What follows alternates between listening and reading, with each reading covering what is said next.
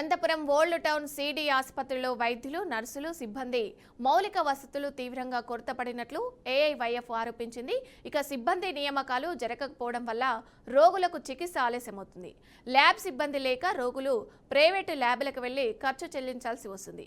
అనవసరమైన మందులు సరఫరా అవ్వడం లేదా అవసరమైన మందులు సరఫరా అవ్వడం లేదు. అలాగే ఏఐవైఎఫ్ పూర్తి స్థాయి వైద్యులు, నర్సులు, టెక్నీషియన్ల నియామకం, మందులు, పరికరాల సరఫరా, భవనాలు, పడకలు, పరిశుభ్రత, విస్తరణ చేయాలని డిమాండ్ చేసింది. ఇక తక్షణమే చర్యలు తీసుకోకపోతే ఉద్యమం మరింత ఉధృతం చేస్తామని హెచ్చరించారు.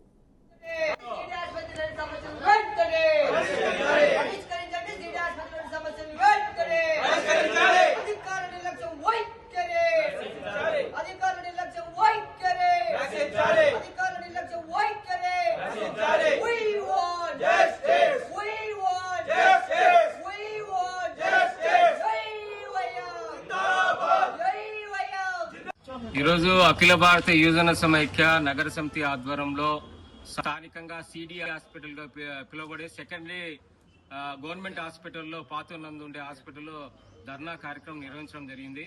ముఖ్యంగా సర్వజన హాస్పిటల్లో రోజు ఓపీ పేషెంట్లు సుమారు 1500 మంది దాకా ఓపీ పేషెంట్లు చికిత్స తీసుకుంటున్నారు. అలాగే ఎమర్జెన్సీ కేసెస్ కూడా అక్కడ వేల సంఖ్యలో ఉన్నాయి. గతంలో 2023లో ఇక్కడ వైద్య సేవ అందించాలనేసి 100 పడకలతో జరిగింది. దీనికి కేంద్రం నుంచి కూడా నిధులు ఇవ్వడం జరిగింది. డాక్టర్ల కొరత చాలా ఉంది, సిబ్బంది కొరత చాలా ఉంది. కానీ పేషెంట్లు మాత్రం వందలాది మంది వస్తా ఉన్నారు.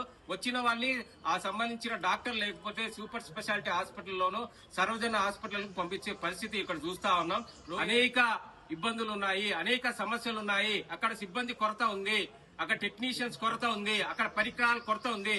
సాధారణమైన చికిత్సకు కూడా బయటికి పంపుతున్నారు. అక్కడ ఉండే హాస్పిటల్ ఉండే డాక్టర్లే ఒక హాస్పిటల్ ఏర్పాటు చేసుకుని అక్కడ టెక్నికల్ సంబంధించిన ఎక్విప్మెంట్స్ లేవనేసి వాళ్ళ హాస్పిటల్లో చికిత్స పొందమని రెఫర్ చేస్తూ పెద్ద ఎత్తున డబ్బులు వాళ్ళ మీద వేస్తూ ఈ రోజు కేటాయించుకుంటున్నాయి. సిబ్బంది కొరత నియామకాలు జరగకపోవడం వల్ల చాలా సమస్యలు ప్రజలు ఎదుర్కొంటున్నారు. కాబట్టి ఇప్పటికైనా వైద్య శాఖ మంత్రి గవర్నర్ సత్యకుమార్ యాదవ్ గారు మా వినతులను తీసుకొని తక్షణమే ఈ సెకండరీ పాతూరు సంబంధించిన హాస్పిటల్ కు 100 పడకల హాస్పిటల్ గా దీన్ని తీర్చిదిద్దడమే కాకుండా సిబ్బందిని ఏర్పాటు చేయాలి. లో పెద్ద ఎత్తున ఆందోళన దిగుతాం.